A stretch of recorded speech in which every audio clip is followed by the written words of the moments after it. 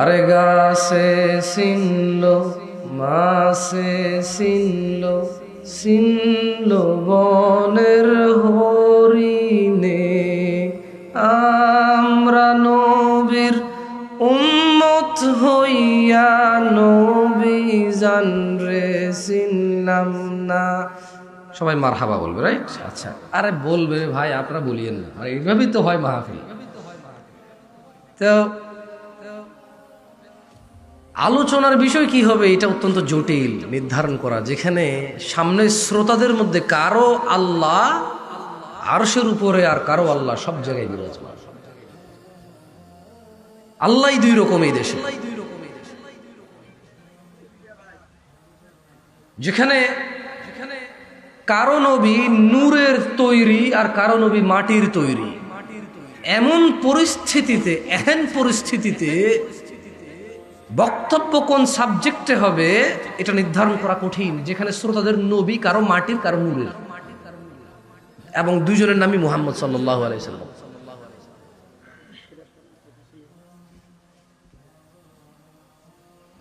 যেখানে মসজিদের সভাপতি ঘুষখোর হইতে পারে, যেখানে পায়ের উপরে পা তুলে বসলে বেয়াদবি, দাড়ি কাটলে বেয়াদবি না, এমন সমাজে কি বিষয় বক্তব্য দেবে এটা নির্ধারণ করা খুবই কঠিন। যেই সমাজে দিন প্রচারক তথা ইউটিউবার এবং ফেসবুকার এদের মতো ঈশান নামাজি পড়ে না, সে ওয়াজ রেকর্ডিং করে প্রতিদিন। যেই সমাজে একটা থাম্বনেইল দিবে, দেখেন কে কাকে কিভাবে বাঁশ দিছে বলে, এবং সে এটাকে দিন প্রচার মনে করে, ওই সমাজের অসুস্থ মস্তিষ্কের যুবক এবং প্রচারককে সামনে পেলে বক্তব্যের টপিক কি হবে এহেন পরিস্থিতি নির্ধারণ করা কঠিন। যে সমাজে মানুষকে দ্বীনের কথা বলতে গেলে বিরিয়ানি রান্না করে আনতে হয়, এই পরিস্থিতিতে দ্বীনের প্রসারের টপিক কি হবে সেটা বলা কঠিন। যে সমাজের প্রত্যেকটা মানুষ চায় সামনের লোকটা ভালো হয়ে যাক, আমি হব না, এমন পরিস্থিতিতে কি সাবজেক্টে আলোচনা হবে নির্ধারণ করা অত্যন্ত জটিল। যে সমাজে যদি এখন বলি দাড়ি কাটা হারাম, শুক্রবার আল্লাহর জমিনে যে কটা দিন আছে, ইয়মুল জুমা, জুমার দিন সবচেয়ে উত্তম দিন, তুমি ওই দিনটাকে নির্বাচন করো দাড়ি শেভ করার জন্য, বলবে হুজুর কথা তো ঠিক কইছেন, কিন্তু সে আগামী শুক্রবার যায় শেভ করে যাবে। এমন যুবক এবং এমন মুসলিমদের সামনে কি টপিকে আলোচনা হবে যে দাড়ি কাটা হারাম আপনি বলবেন, আপনাকে বলবে আপনি একদম ঠিক কথা বলছেন, পরের শুক্রবারে যে সে দাড়ি কাটবে, এমন যুবকের সামনে কি বক্তব্য হবে, কি বিষয় নিয়ে আলোচনা হবে। এমন পুরুষের সামনে যে পুরুষ চিন্তা করে মেয়ে বিয়ে দিয়ে নাতি নুৎকুর হয়ে গেলে, নানা হয়ে গেলে দাড়ি রাখবে, এখনো বয়স হয় নাই। যে সমাজের মানুষের 14 বছর বয়সে দাড়ি ওঠে, সে দাড়ি রাখবে 50 বছর বয়সে, এই সিদ্ধান্ত নেয়।